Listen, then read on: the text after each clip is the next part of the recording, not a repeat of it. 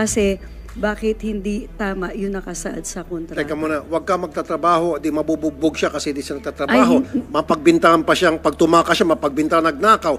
Dapat, ang advice nyo sa worker, uwi ka na agad, tawagan mo kami para i-pull out ka namin. Hindi pa po kasi ako natatapos, Mr. Chair.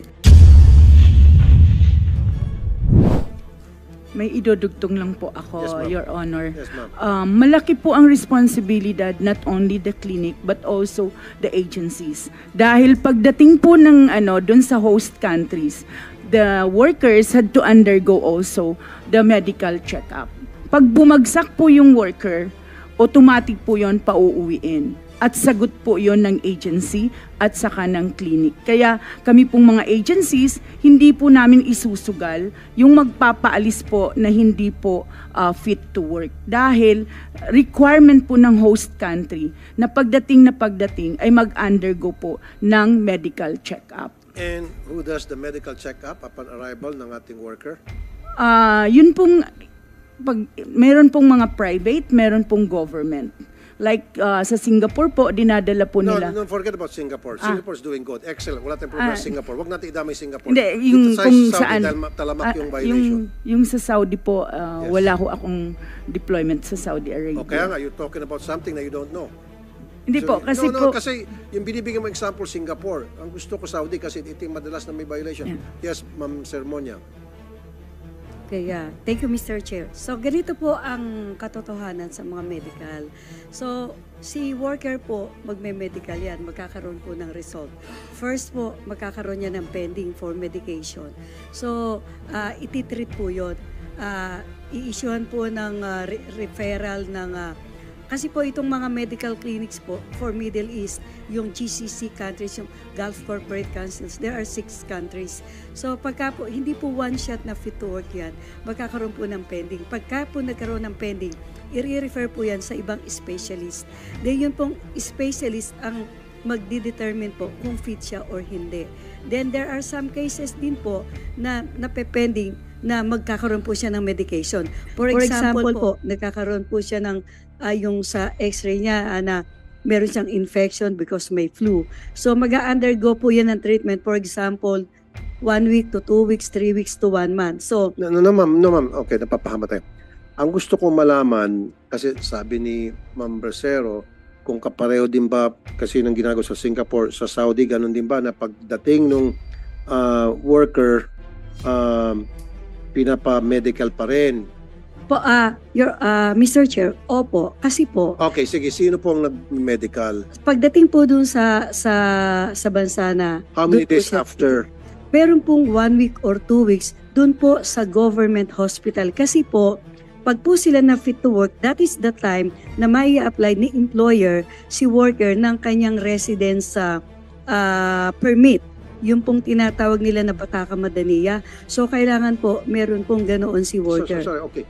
So, pagdating niya sa Saudi, merong sa kanya, mag-check?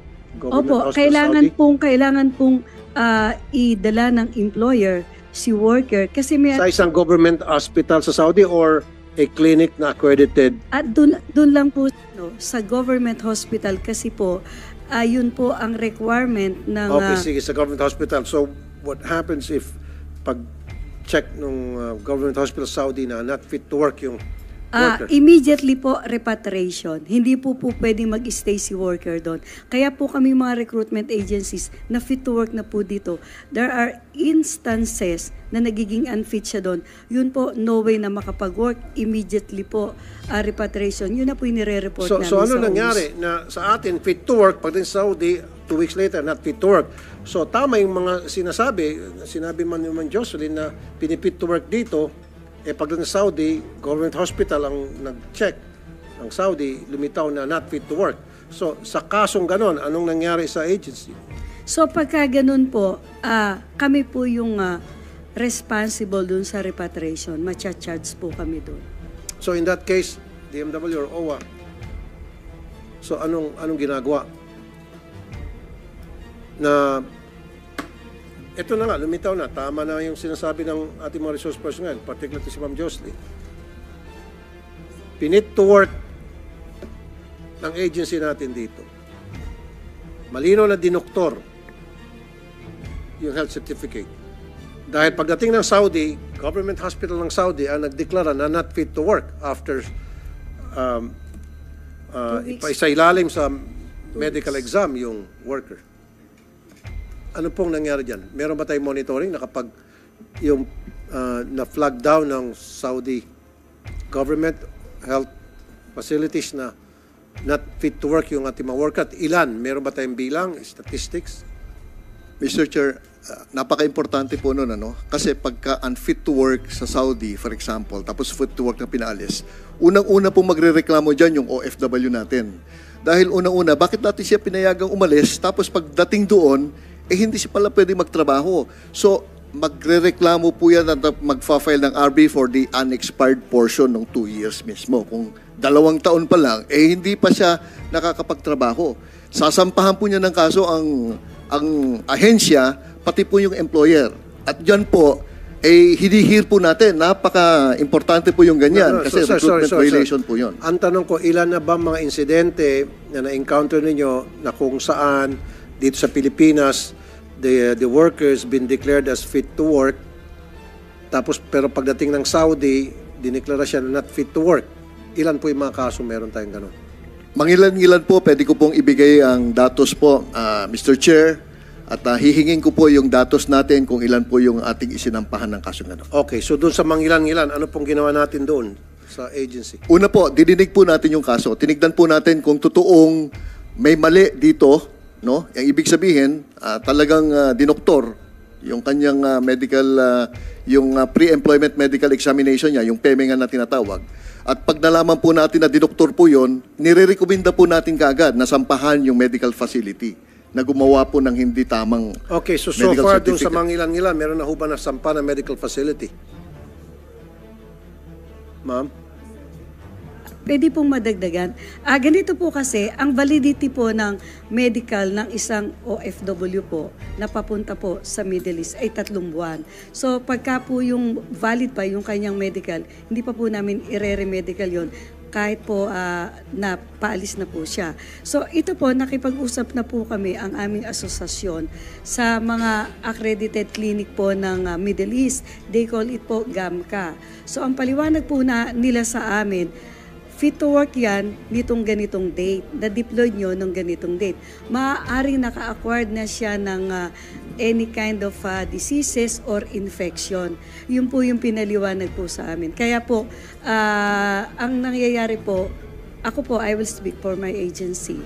Pagka po ganun, bago pa po... Okay, so pag dineklara ng not fit to work, siyempre dinidescribe doon kung anong reason ba siya dineklara fit to work. Opo, meron po. Pag sinabi lang po, merong lung problem, heart problem, then doon yung, di ba, Yusek Olalia, doon papasok na kakasuhan nyo dapat yung clinic dito, medical facility. Now, pwede ba yung Yusek Olalia na ang mag-check na lang sa ating mga OFW palabas ay mga government hospitals, huwag dito mga clinic-clinic? Is that possible? Clinic-clinic na accredited ng DOH? Ilan po sa accredited ng DOH po ay talagang government facilities po talaga. Pero may mga private clinics po kasi, yung pong pagre-regulate po niya nasa DOH, pwede po nating ipatawag ang DOH at ilalatag po nila kung ano po yung kanilang patakaran para po sa accreditation ng mga PEME. Okay. Yan po ang gusto kong mangyari. And then, gusto ko rin po, doon sa mangilan-ngilan, give me the list of those cases. Give me a list of those cases na kung ano na nangyari. Nasampahan ba ng kaso? Ang dapat sampahan ng kaso at ano na nangyari doon sa kaso? I need a list of that. Yes. Mr. Chair. Ito naman, kasi kanina ka pa. Ito siya naman po. Bago-bagong boses to si Ma'am Alicia De Volgado, President Overseas Placement Associations of the Philippines, o OPAP. Ma'am Alicia, good afternoon po. Yeah, good afternoon, Chair, and good afternoon po sa mga nandito po sa lahat. So regarding po sa medical examination, for every country po, kagaya ng Saudi Arabia, there is a specific po na medical exam na dedicated pa isang worker. If the cause of death or the cause of the repatriation po na hindi pumasa ng Saudi is beyond the examination required po, hindi ho kasalanan ng medical clinic because wala po dun sa scope na examination na binibigay po nila. So, yun Ano ang- po klaseng examination ang ginagawa pag sa Saudi? Meron po tayong X-ray, hepatitis B, sugar, yung LDL, at saka FBS and everything. But if I can email po to sa secretariat po ninyo, ano po yung scope ng medical examination na covered for Saudi Arabia. Yun Is this lang- like an executive check-up?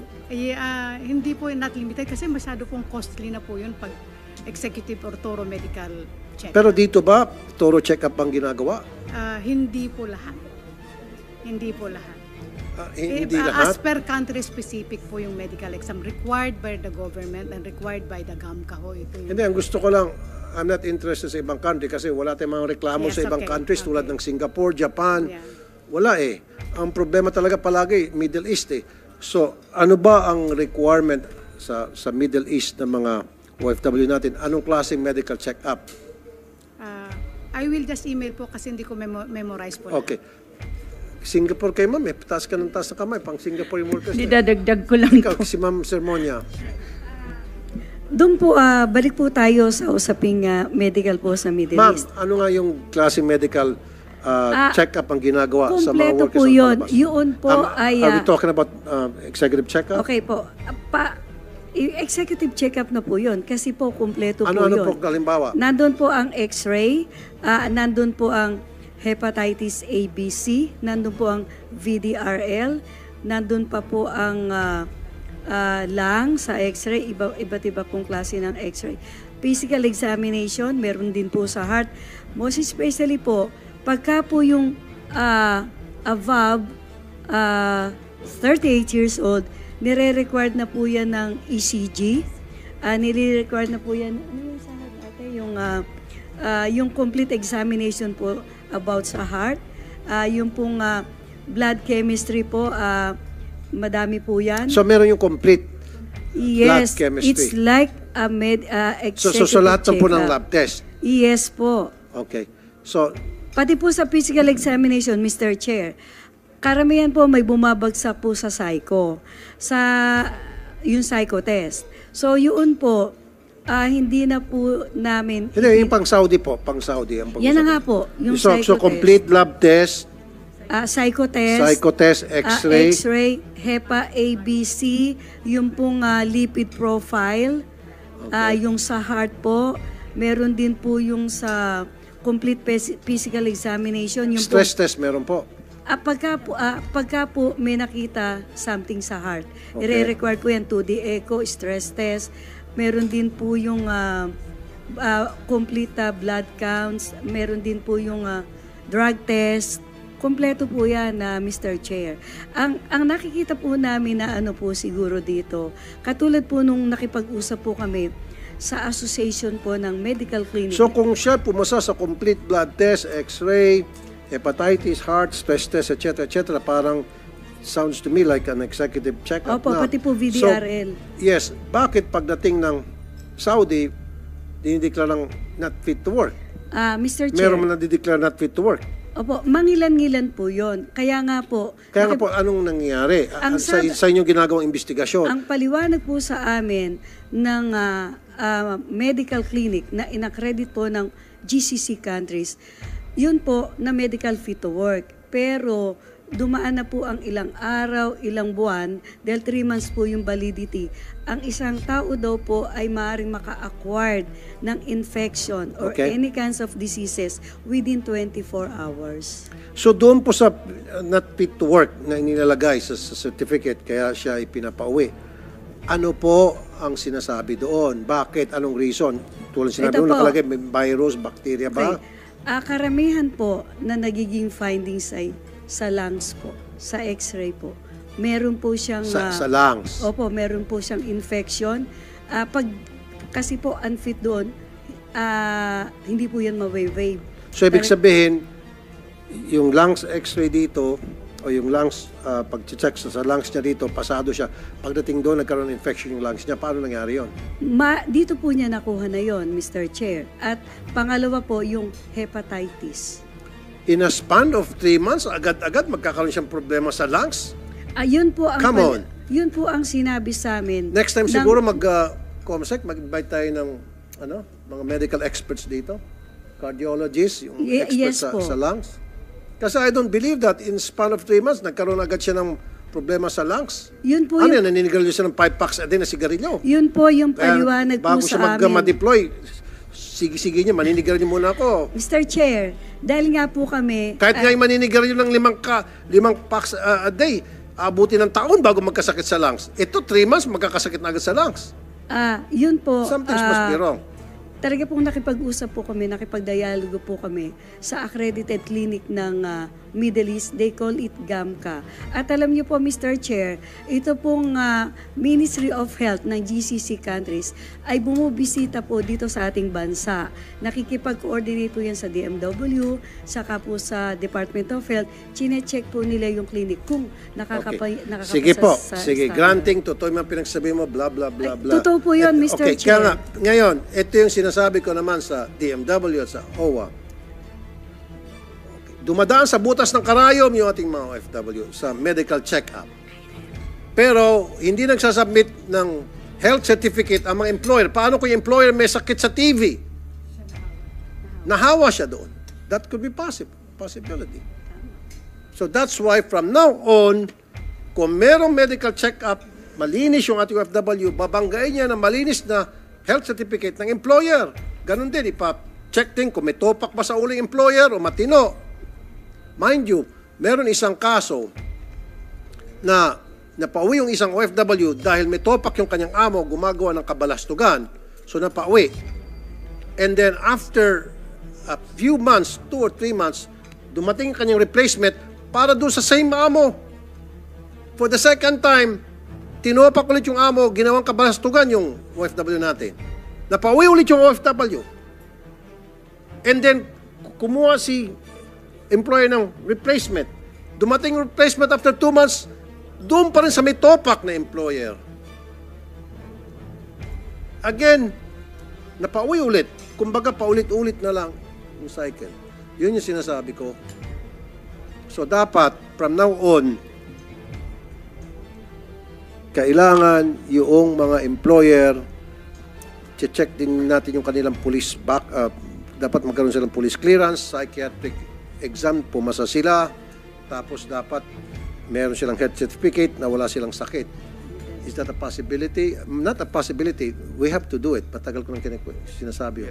Yes, Mr. Chair. Ang isa pong ginagawa natin ngayon, kinakausap din natin yung agencies kasi may mga sitwasyon, in fact, madalas, hindi alam ng worker kung sino yung employer niyang pupuntahan.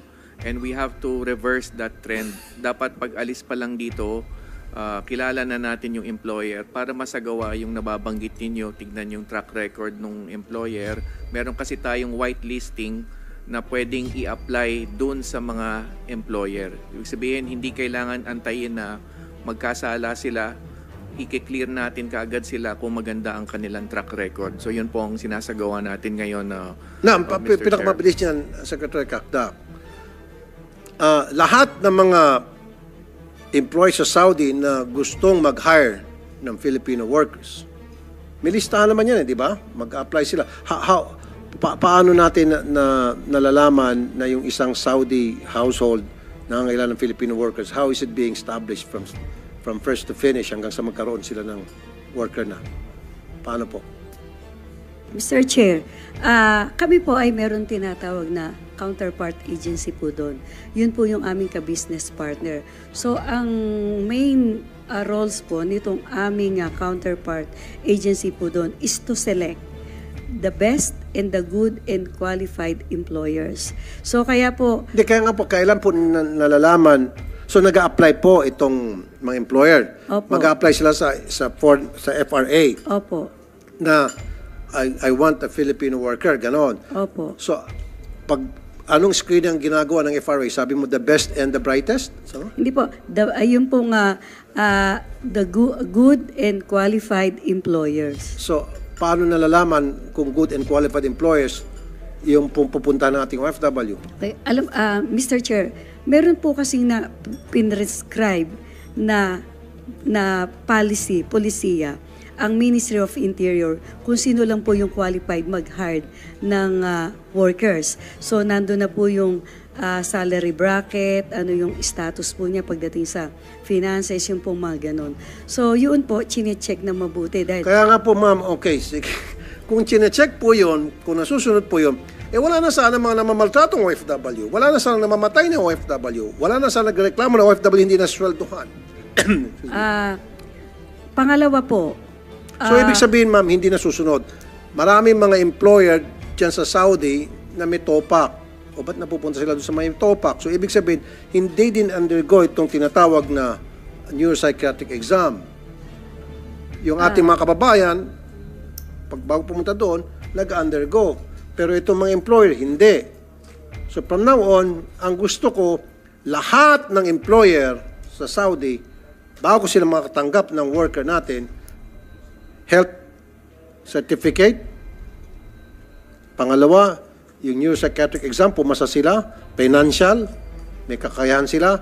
And then number 4, meron silang police clearance. Mr. Chair, maganda po sana iyan, ano. Kaya lang po, alam po ng ating DMW, yung dating Department of Labor. Yan po ang naging dahilan bakit po binan ang HSW sa bansa po ng United Arab Emirates. Anong HSW? Household Service Worker. Kasi po, meron po silang tinatawag na Act of Privacy na hihingan po ng bank account, picture ng family. Ito po ay hindi po pinapayagan ng Sharia Court. Yung pong ganitong polisiya. Yung bank account. So how about health certificate? Yung po maganon. Ang masasabi ko lang po bilang presidente po ng Licensed Recruitment Agencies na nagdi-deploy po ng domestic service workers ay ang bawat ahensya po ay dapat po may pag-uusap sa pagpili ng qualified na employers. Kaya nga po, define qualified. Oo nga po. Doon na nga po papasok niya, sabi ko na baka walang kakayahan, walang pera kasi ang dami kong mga complaint na tatanggap po OFW hindi na papasweldohan. Number 2, yung ating mga OFW ng reklamo dahil yung kanilang amo may topak, may sira sa ulo. Kung yan ay nag-undergo ng neuropsychiatric exam, so hindi nakapasa yun, di hindi na sana. Mr. Chair, Naabuso yung ating OFW. pwede po akong makapagdagdag. Yun po kasi... Ano pa idadagdag nyo na? Yun po, yung sa hindi po nakakasweldo. Yun na nga po, dapat po talaga merong talaga pong strict monitoring itong si agency po dito sa Pilipinas sa nadi-deployed. Kasi po... Ma'am, monitoring, nahirapan nga kayo eh. Diba? Hindi naman dapat po ma'am sa screening. Hindi po mahirap, No, Mr. Chair. dapat i-screen nyo po. I-screen nyo po muna kung may capability ba magpasweldo itong si amo, number 1. Number 2, kung itong si amo ay malusog ba, tulad yan, yung pala, merong sakit sa TB. Dineklara dito na fit to work, nag-x-ray sa chest, lungs, all clear. Pagdating doon, nagkasakit ng TB. Ibig sabihin, yung amo niya may sakit ng TB, nahawaan lang siya. Kaya after a few days, dineklara siya. After 2 weeks, dineklara siyang not fit to work. Di ba? Sabi niyo kung minsan after 2 weeks pa, paano kung malala ng TB nung yung amo? Di 2 days pa lang, kakapit na yon. So yun ang sinasabi ko. Dapat talaga, DMW, i-implement na to, meron din screening, thorough screening sa mga employers. Mr. Senator, I think we are both on the same track kasi nga, yung sinasabi ko po kanina, ang isang malaking problema, hindi alam ng worker kung sino employer niya bago pa siya umalis ng Pilipinas. So dapat kilala na natin, makita na natin yung track record as you mentioned, yung job description ng worker dapat malinaw, yung number of household members. Kasi po, di ba, dito sa Pilipinas, malinaw kung sinong employer. Hindi susunod yung kasambahay kapag nag-uutos, hindi employer. So, dapat malinaw po kung sino yung mga kanyang employer at yung track record ng employer. We fully agree, Mr. Senator. Yan na po yung sinasagawa natin ngayon and hopefully mag-materialize na itong efforts natin in the next few weeks and months na matitinong employer ang pupuntahan ng mga kasambahay natin. That is true. In my experience, marami sa mga worker natin na nakalagay sa kontrata ang kanyang amo, mag-asawa, tapos isang anak. So, sabi ni OFW, okay, good. Pero pagdating ng Saudi, yung pala, 12, 15 tao ang kanyang alagaan. Wala sa kontrata.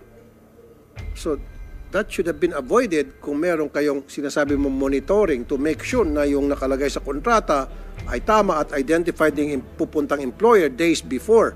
Hindi yung on the same day darating si worker, mabubulagan na lang siya, ang daming trabaho pala nag-aantay sa kanya. At may topak pa yung amo, may topak pa yung mga anak ng amo, etc. Yes, ma'am. Tama po yung sinasabi nyo. I fully 100% agreed. Nangyayari po yan. Meron pong mga element of surprises na ginagawa ang mga employers. Nakalagay naman po doon, nakasaad po doon sa kontrata, ilan yung aalagaan, ilan yung members of the family. Pati nga po kung may, halimbawa, may pets, may aso, may pusa nakalagay. Yun po ay totoo pong nangyayari na ito po, sasabihin, ang dineclare ni employer 2, pagdating pala doon, 4. Tapos i-declare niya, ganito lang yung sukat ng kanyang bahay. Nung pala, may 3 floor, may 3 palapag. Yun po, ang briefing po namin sa aplikante, ito yung nakalagay sa kontrata mo. Anything na ma-violate dito, huwag kang magtatrabaho. Kasi, bakit hindi tama yung nakasaad sa kontrata? Teka muna, huwag ka magtatrabaho, di mabubugbog siya kasi di siya nagtatrabaho. Mapagbintangan pa siyang, pag tumakas siya, mapagbintangan nagnakaw. Dapat, ang advice nyo sa worker, uwi ka na agad, tawagan mo kami para i-pull out ka namin. Hindi pa po kasi ako natatapos, Mr. Chair. Sabi mo kasi huwag ka magtatrabaho. Di na magtatrabaho yung worker, di ba patukan, di ba di ka nagtatrabaho? Mr. Chair, ang sabi po namin, huwag kang magtrabaho, magpasoli ka sa agency at huwag kang magpapa-redeployed. Kailangan makauwi ka kasi in good faith ka na pinadala namin doon na ito yung tatrabahin mo, tapos doon pagdating hindi. So, nakalagay naman po kasi yun, Mr. Chair, sa kontrata, saka sa bilateral agreement, kung ano po yung tamang kontrata. Yun nga po, ginagawa ng worker yon, nagsusumbong po sa inyo. Opo. Bakit marami pa rin mga worker natin na hindi inaaksyonan yung ganong klaseng reklamo na hindi nasusunod ng kontrata hanggang sa makarating po sa programa ko. Ang masasabi ko lang At po... ang iba pa nga sa inyo, magsasabi, nag-iinarte ka lang, sige magtiis-tiis ka. Ang masasabi ko lang po doon ay pakinggan yung sinasabi ni worker. Paano yung mga agency, mga alipores mo, mga kasamahan mo na hindi nakikinig? Ano magandang gawin doon? Yun nga po. Alam po nila ang kapupuntahan nila. Ano po yung kapupuntahan nila? Yun po, makansela ng lisensya, masuspende. Kaya po, ang sabi nga po namin. So paano natin maiwasan yun? Kaya nga po, ang sabi namin, pag nagsabi si worker, kasi ang worker po, pag kaya niya magtrabaho ng 2 years. Hindi, paano natin anong kailangan natin gawin para itong mga agency rin po kayo, no? Opo. Yung mga katulad mo, kabaro mo ng mga agency na kapag nag-complain ng worker, kailangan sila umaksyon. How can we make them oblige? Yung to police our own ranks, ganun po. Ay, marami po kaming isinasagawang ganyan. Yun nga lang po, ito po ay nai-report na namin ng ilang beses sa DMW. And then, anong ginawa ng DMW? Alam niyo po, ang sinasabi sa amin ng DMW, i-report niyo nga si ganon, si ganyan. Kami po ay hindi makapag-report na kaya ang sabi po namin ay inyo na lamang pong tingnan. Sa totoo lang po, Mr. Chair, ang DMW talaga pong luto kami sa pangaral. Marami naman po talagang ahensya dito na hindi po maipakita yung president. So, kung di mapakita ang president, ba't napigyan ng lisensya? Hindi po, nung pong nag-apply ng lisensya, andun po yung president. Pero ngayon po nag-ooperate na, hindi na po makita sa meeting si president. Mga representatives na lang po yung pinapadala. Interested ako ng gusto yung, how can we make these agencies na sumunod doon sa gusto kong mangyari, na kapag at kayo po mismo nagsabi, na kapag yung worker, pagdating niya sa kanyang deployment, ay nakita niya hindi sinunod yung kung ano yung nasa kontrata before she left here, magsumbong at yung agency mag-action. Paano natin maobliga yung agency na makapag-action? Kasi marami sa mga agency hindi uma-action. Nagbibingi-bingihan lang. Kaya po sila ay nasususpende, nakakansilahan po ng lisensya. Napaka-stricto po ng rules ng DMW. Yun po ay Kaya nga po, marami na suspindi, pinag-usapan natin mortal kanina. sin po yun. Mortal sin. Opo. Okay. Sige. Sabihin natin, mortal sin, sige, nasususpindi. Kaso po, nangyayari pa rin paulit-ulit. So para sa kanila, yung suspension, baliwala yun. Kasi nga mag-a-apply lang sila ng para ma-lift yung kanilang suspension at malilift yun later on. O dili kaya pag nakansila yung kanilang license, mag-open sila ng panibagong agency using a different name and then the same people running it. Didiretso na kita. Ano kaya kung mumultahan at ikulong yung mga katulad ng kabaro ninyo na hindi nga sumusunod? Okay ba sa'yo na makulong ka? Kung ano po yung nararapat, kami Payag ka. po ay susuporta sa inyo. Good. So gawa tayo ng batas. So okay sa'yo, susuporta ka. Kung tama po yung magiging batas. Siyempre, gagawa kami ng batas na hindi tama. Gagawa kami ng batas para tama. At Para sa paggawa po ng batas ay maging member po kami ng technical working group Of po course. ninyo. Kaya nga pag gumagawa, salamat po, sa salamat. paggawa ng batas, nandiyan yung lahat ng stakeholders kasama para Kasi mapag-usapan, po, baka mahima-hima po yung pag batas. sinabi kong nag-a-agree ako kay Senator Tulfo, baka ako naman po'y bitayin nila. Yes, ma'am. Sige. Okay, salamat po, ma'am Lolita. Ano niyo po si General Sermonia? Pamangkin ko po. Okay, sige. Ma'am Alicia? May dadagdag ko lang po kay Secretary Cacdac. Dati po kasi sir nung mga yung domestic helper or household service workers, bago po ma-authenticate dati ng kontrata, meron tayo itong employer's information sheet. Ando doon yung pangalan ng tao, ando doon yung employer, ando doon yung pangalan ng asawa niya, nando doon kung ilan ang anak niya, pati edad, ando doon kung working yung asawa niya, nando doon po kung ilang square meters po yung bahay niya, ando doon kung ilang floors, ando doon din po kung ilang kwarto, ilang sala, ilang banyo, at kung meron na siyang katulong o wala. Kasi depending on that, pag nakikita po natin na 8 miyembro ng pamilya, isa lang ang katulong, ay hindi kakayanin na isang katulong yun, lalo pag 3 palapag po yung bahay. Just imagine. So, dati po hindi ho ina-approve ng yung office po natin doon sa Riyadh or wherever po, pag sobra-sobra na po yung miyembro ng pamilya.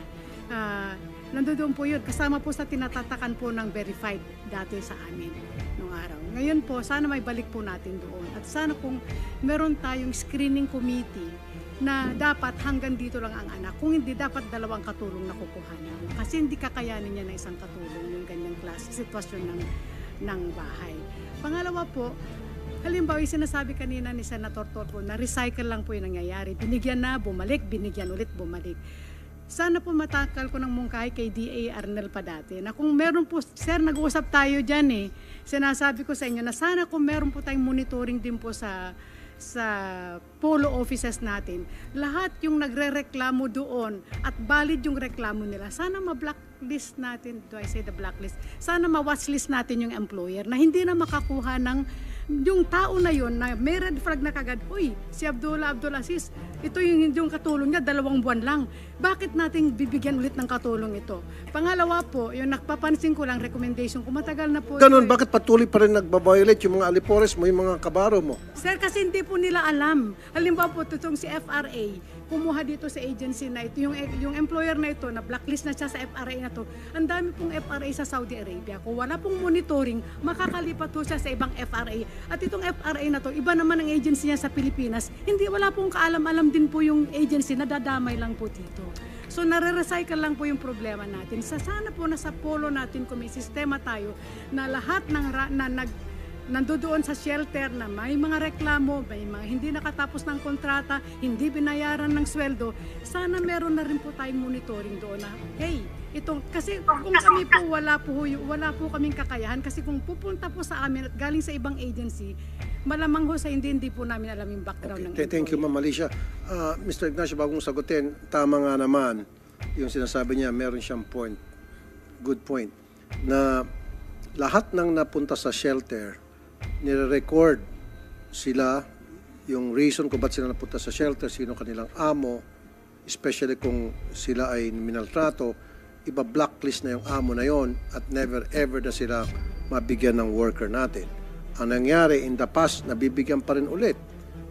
Yun ang sinasabi namin. Nag-agree sa akin si Ma'am Alicia kasi meron tayong experience niyan. Pinull out yung ating worker na punta sa shelter, and then after a few months, nagkaroon ng kapalit itong employer, same pa rin, manggagaling sa atin. So, yun na naman mangyari, maabuso ulit, pull out. And then may kapalit, another worker na naman natin, maabuso ulit, pull out. So, how can we avoid that? Thank you, Mr. Chairman. Katulad po nung binanggit niya, Deputy Administrator pa lang ako. Ako po, pagod na pagod ang kakakausap dito sa mga ito dahil nga, ito, I hope that you, with all due respect, we have addressed a number of problems through legal remedies. But we have to remember, this is a business. Therefore, business solutions should be in place. Imagine nyo, Mr. Chair, this is we're churning out trillions of pesos. But the operations is still mom and pop. What am I trying to say? Kung ikukumpara natin sa mga malalaking kumpanya, for example, Jollibee, McDonald's, meron itong operating manual eh. So, ang nangyari po sa kanila, dahil wala silang protocol na strictly sinusunod nila, depende ngayon kung ganong kagaling yung nailalagay na tao because walang nasusunod na standard na operating manual, which I have been strongly recommending. So, kung ito po, maipatutupad, marirequire yung binabanggit ni ma'am na maliliit na agencies, hindi po makakapasa. So we can, mai-streamline natin only to the very responsible, professionally run agencies at hindi ho tayo yun po yung kanyang binabanggit. Kasi kung may susulpot, parang kabuti, makakapasa yan eh. Pero ang operating manual, mahirap pong mabuo kasi mga ganyang kakapal yan. And they have to pay. They have to pay. Mahal yun. So if that will be required, only the capable agencies, the professionally run agencies will survive. Doon po nang gagaling, katulad doon sa kanila, kaya nangyaring ganun, wala kasi silang malinaw na hindi nga ho kami tinawagan eh. Kaya ako tanong sa kanila, bakit hindi nyo kami tinawagan? Okay, We could have been ready Mr. there. Ignacio, Thank you. okay. Sige, maganda yung point mo. Ang sa akin, tulad na nabanggit nga ni Ma'am Alicia, yung mga OFWs natin na nadadala sa shelter dahil meron silang reklamo sa kanilang amo, dapat na-flag down na naba-blacklist na yung amo na never ever again sila ay makakatanggap ng Filipino worker. Yes, Yes, Secretary Mr. Cacna. Chair. Yan po ang ating sistema sa ngayon. Meron tayong whitelisting and blacklisting mechanism. Blacklisting pag sila'y lumabag. Whitelisting, tinitignan natin yung track record nila. So tama po kayo, kung merong repatriation record po yan o welfare record, hindi ho natin pinapayagan. Yun yung sa whitelisting side.